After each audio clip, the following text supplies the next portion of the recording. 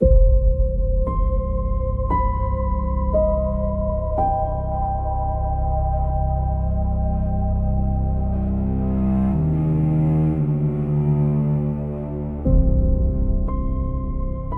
the morning of February 6, 2019, a private plane was scheduled to take off from West Virginia, headed for a bank in Lynchburg, Virginia. On board was supposed to be a 38-year-old father of two named Michael Cochran. He believed he was finally about to see the money from government contracts his wife had told him about for years, money that would prove the business was real. That flight never happened. His wife canceled it that morning. By that afternoon, Michael was lying unconscious on his kitchen floor. By February 11th, he was dead. It would take federal agents, a Ponzi scheme worth $2.5 million, an exhumed body, and a forensic pathologist willing to call it murder to finally answer the question that haunted his family for 6 years. What really happened to Michael Cochran? This is not just a murder case. This is the story of a man who spent 19 years building a life with a woman who was, underneath everything, lying to him the entire time. And by the end of this video, you will understand exactly how far she was willing to go to keep that lie alive.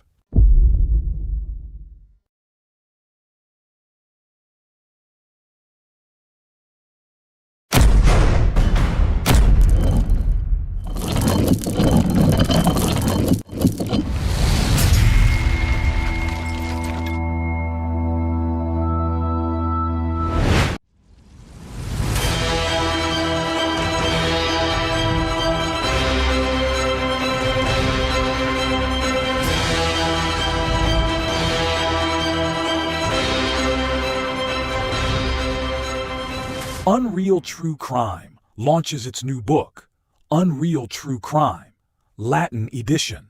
35 shocking true murder cases from across Latin America. Buy it now on Amazon.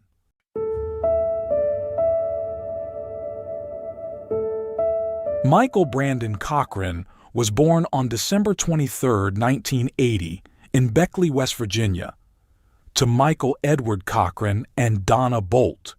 He grew up in Raleigh County, in the heart of Appalachia, the kind of region where everybody seems to know everybody and reputation matters as much as money. Raised primarily as an only child, his stepfather Ed Bolt entered his life when Michael was around 8, and the two formed a bond that would last the rest of Michael's life. From boyhood, Michael was defined by physical activity. He played baseball, basketball, and football, got his first set of weights around age 10 or 11, and by high school had won first place in a powerlifting competition. Fitness and sport were part of his identity from childhood, a detail that will matter later, because it becomes a central argument in his own murder trial. When Michael was around 17, he met a girl named Natalie Jessup, reportedly at a sporting goods store where she worked.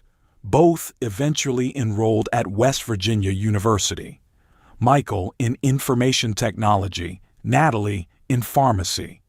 In November of 1999, during their first semester, they got engaged.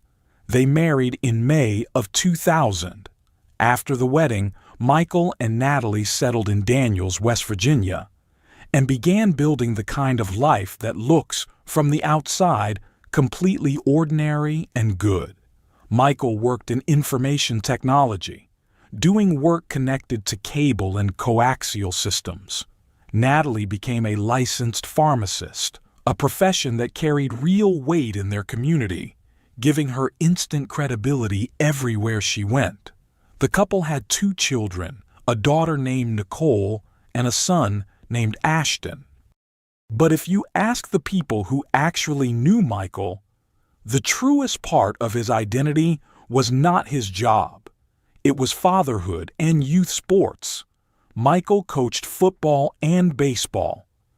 And he was the kind of man other parents wanted on the sidelines, present and invested, not just for his own children but for other kids too.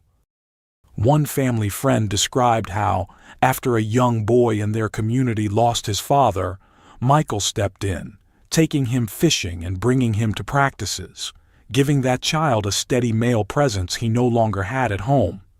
That is the Michael Cochran who existed before any of this began. A husband, a father, a coach. For 17 years, this was simply Michael's life. Nothing suggested tragedy was coming. That began to change in 2017. In 2017, Michael and Natalie became connected to a new company, Tactical Solutions Group, often referred to as TSG. On paper, and especially on its own website, TSG presented itself as a serious government contracting business, claiming to be a supplier to the United States Department of Defense. A second company, Technology Management Solutions, operated alongside it. Natalie quit her job as a pharmacist to run the business full-time, becoming majority owner while Michael held a minority stake. To the family and the wider community, it looked like an exciting new chapter. Natalie, the trusted local pharmacist, stepping into government contracting and entrepreneurship. What nobody knew yet was that, according to investigators, Tactical Solutions Group had never actually been awarded a single federal or state government contract. Technology Management Solutions had secured 2 state contracts, but West Virginia ended up canceling both due to repeated delays. The grand image of a defense supplying company was built on almost nothing, but Natalie did not present it that way. She told friends and family the business model was inspired by the movie War Dogs, a story about young entrepreneurs who made fortunes navigating loopholes in military contracting.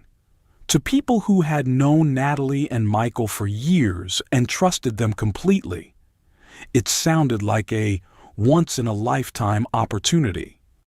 So they invested. Natalie persuaded at least 11 people to put a combined total of approximately $2.5 million into the business. To make the promises look credible, prosecutors later said, she allegedly used stolen identifying information belonging to people connected to government and banking institutions, sending investors emails that appeared to come from those legitimate sources. This was not just verbal deception. It was an entire false paper trail. The lifestyle that followed made the lie even more convincing. The Cochrans eventually owned 3 homes, bought motorcycles and an antique 1965 Shelby Cobra, and took vacations to Paris and Hawaii on one loan application for $100,000. Natalie and Michael reportedly claimed business assets exceeding $500 million. Before the larger fraud became public, there was an earlier warning sign few people connected at the time. Natalie had served as treasurer for a youth baseball league account, and members began to suspect money was missing after a fundraiser. A private investigator named James Quisenberry found purchases at places like TJ Maxx and Olive Garden, made with funds meant for the kids program. Natalie was never criminally charged over the baseball league money, but the suspicion planted a seed. And there is one detail that matters enormously for understanding Michael's role in everything that follows. According to former investigators, Michael Cochran did not know the business was a fraud. He participated in looking for contracts to bid on. But that, according to one investigator's testimony, was about the extent of his involvement. The same false information Natalie was feeding to investors, she was also feeding to her own husband. By 2018 and into early 2019, cracks were forming. Investors who had handed over their life savings or retirement funds wanted to know where their returns were. And so did Michael. Text messages later examined by investigators showed Michael beginning to realize there were things about the business he did not understand, particularly the gap between how much money investors said they had put in and what Natalie had actually told him. He was not asking these questions as an outsider. He was asking them as a husband and business partner who believed completely that the company was real and that the money existed somewhere. He simply could not understand why it kept being delayed. Natalie's solution, according to the prosecution's later theory, was to schedule a trip. Michael and Natalie were supposedly going to fly to Lynchburg, Virginia, to meet with bank executives and finally access funds connected to the supposed government contracts. A pilot was booked.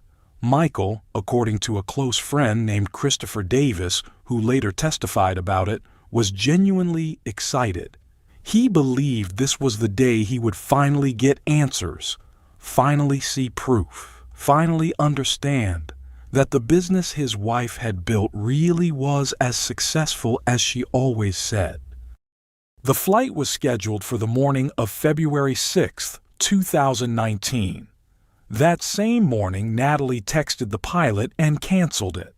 On the same day that flight to Lynchburg was supposed to happen, something else was unfolding inside the Cochran home, something that would take years to fully understand. A neighbor named Jennifer Davis later testified that Natalie had complained she was feeling ill and needed insulin. Davis packed insulin into a bag and had her husband drop it off at the Cochran house that morning on his way to work. Natalie reportedly told Davis she needed it for herself. At 12:21 in the afternoon, Natalie texted a contractor named Jason Bowen and asked him to come to the house because Michael was sick. When Bowen arrived, he found Michael lying on the kitchen floor. Natalie asked him to help move Michael to the couch. Bowen would later testify that Michael did not respond when people spoke to him, and that even a sternum rub, a hard knuckle pressed into the chest, meant to wake an unconscious person through pain, produced no reaction. After the insulin had been dropped off, Natalie reportedly sent Jennifer Davis a photograph of Michael unconscious on the kitchen floor. Davis described the image as shocking. More people began arriving at the house. Stephanie Hamilton, a physician assistant and close family friend, came and found Michael completely unresponsive. She told Natalie that he needed to be checked by a medical professional and offered to go with her to get him help immediately. According to Hamilton's later testimony, Natalie's response was that Michael needed to sleep it off. Christopher Davis, the same friend who had spoken with Michael about the Lynchburg trip, also came to the house. He found Michael on the couch, not talking, not responding to anything around him. Davis insisted that Michael be taken to the hospital. Hours hadn't passed since Michael first collapsed. Multiple people had seen him unconscious. Multiple people had urged that he receive emergency medical care immediately. And yet, it was not until later that day that Michael finally arrived at the hospital. When he did, his blood glucose level was 21. To put that number in context, a blood sugar level that low is not just dangerous. It is close to fatal on its own. A physician assistant who saw the case later explained it plainly. Nobody should have a blood sugar level of 21. A person at that level is typically in a coma, fighting for their life.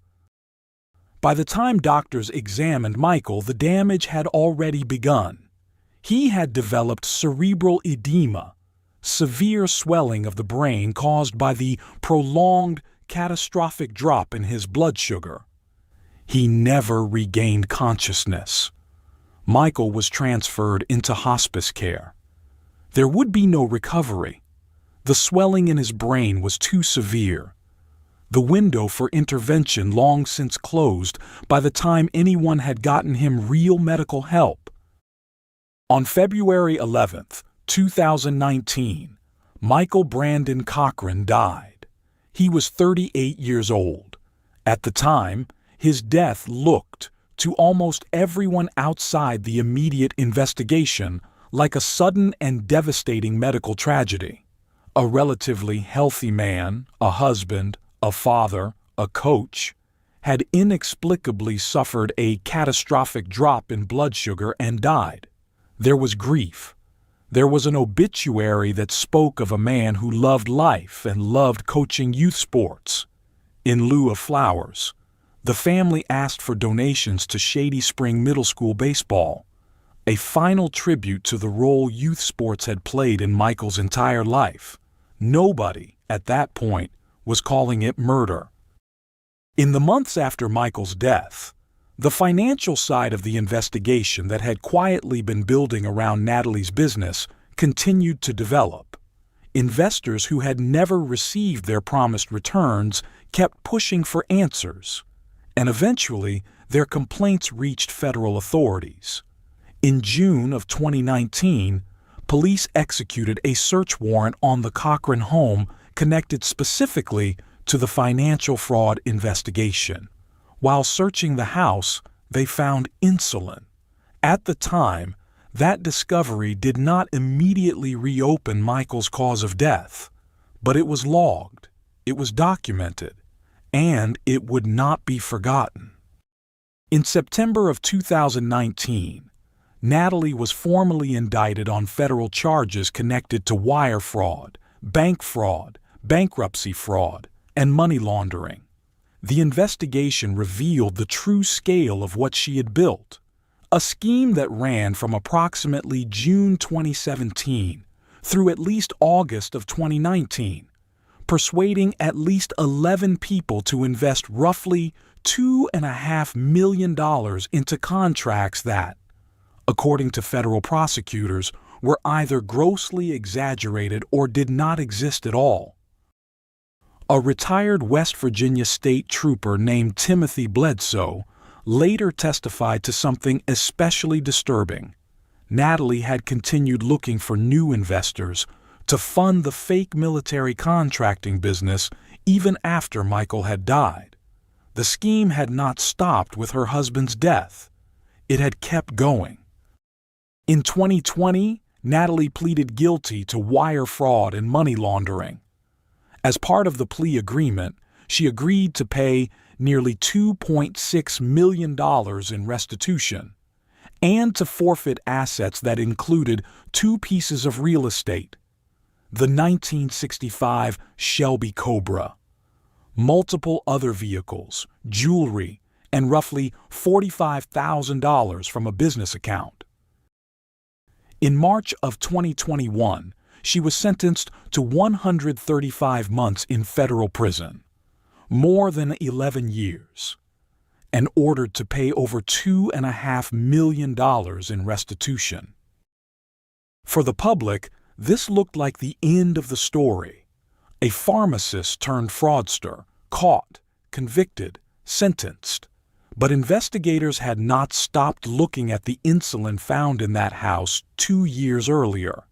And in November of 2021, while Natalie was already serving her federal sentence for fraud, she was indicted on a new and far more serious charge: first-degree murder for the death of her husband, Michael Cochran. The murder case moved slowly through the legal system, delayed by exhumation procedures, additional forensic testing, and pre-trial motions. Michael's body had to be exhumed 7 months after his original burial so that a new autopsy could be performed. Medical examiner Dr. Piotr Kubitschek conducted that exhumation autopsy, and testified that he could not determine a clear cause of death. Decomposition over those 7 months had made it impossible to identify potential injection sites or confirm insulin use directly from the tissue. That inconclusive result became one of the strongest tools in the defense's arsenal once the case finally reached trial in January of 2025 in Raleigh County Circuit Court. Prosecutors Tom Truman and Ashley Accord built their case around a central argument. Natalie killed Michael because he was getting too close to discovering the Ponzi scheme. And the canceled Lynchburg flight was the breaking point. If Michael had gone to that bank and found no money waiting for him, the entire fraud and Natalie's freedom would have collapsed. The medical testimony at trial became the battlefield. Endocrinologist Dr. Diane Krieger testified that the brain swelling had already begun by the time Michael reached the hospital, and that insulin was, in her professional opinion, the only explanation that made medical sense. Forensic pathologist Dr. Paul Uribe went even further, testifying that Michael's blood glucose level of 21 was, in his words, profound, and concluding that Michael had been administered insulin and that his death was a homicide. Uribe acknowledged there was no direct physical evidence of insulin found in Michael's body, since the exhumation autopsy happened years after death, but he maintained that there was simply no other reasonable medical explanation for such a severe and persistent hypoglycemic state in an otherwise healthy, non-diabetic man. FBI forensic examiner Earl Gleam testified about an insulin vial recovered from the Cochran home, stating that the rubber top appeared to have been punctured. Another FBI chemist confirmed that 2 of 3 liquid bottles recovered from the house matched their labels, insulin and a steroid, while a third did not match what it claimed to contain. Investigators also revealed that Natalie had given conflicting accounts of what happened that day. In one version, she said she and Michael were sitting together when he walked into the kitchen, fell, and hit his head on the counter. In another version given the very next day, she said Michael had been asleep on the couch, later walked into the kitchen and collapsed there. And she also claimed Michael had been injecting himself with insulin in his back. Prosecutors pointed to these shifting stories as evidence of consciousness of guilt. The defense, led by attorneys Matthew Victor and Stanley Selden, did not deny the financial crimes. Their argument was that Natalie was, in their words, perhaps dishonest in her financial dealings. But that dishonesty did not make her a murderer.